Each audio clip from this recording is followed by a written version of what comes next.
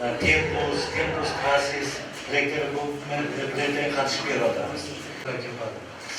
O'sha Qatarda, O'rta Osiyo respublikalarida, o'sha Qatarda bizni Qirg'iziston bizim universitetdan ish olib boryapti. Çok ishlaymiz, sebebi bu proyektni biz birinchi yo'l tutganda biz energetikalar atından fakultet o'shandan beri bizni grantda beriladi, grant holder deb qo'yadi. O'sha professor, dunyoga eng tanimol inson, o'qimishli, bir qancha kitoblar chiqqan. Только o'sha Scopus, Web of Science jurnallarida publikatsiya qilib kishi. Biz universitetda bir qancha ko'pchiliklar bizdan beri yordam berib kelyapti. Men Amerikaga borib ishlab kelishimdan shu ag'ay menga rekomendatsiya bergan, o'sha rekomendatsiyalarga yordam berib o'sha men borib keldim.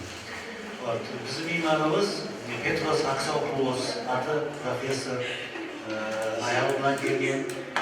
Bu birinchi yolu emas, biz universitetga kelganmiz. Biz bir qancha yil kelyapmiz. Bizlar ko'pchiliklardan beri o'sha ishga borib kelyapmiz. So'zni men bizning imanimizga beraman. I present you I tell about small history. Good evening, ladies and gentlemen. Добрый вечер, ladies and gentlemen. I am happy to be in your university again after 10 years.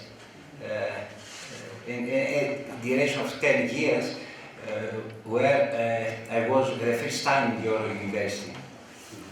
Значит, я очень счастлив быть в вашем университете. Значит, после почти 10-летнего перерыва я вновь посещаю университет, и я очень счастлив встретиться с вами.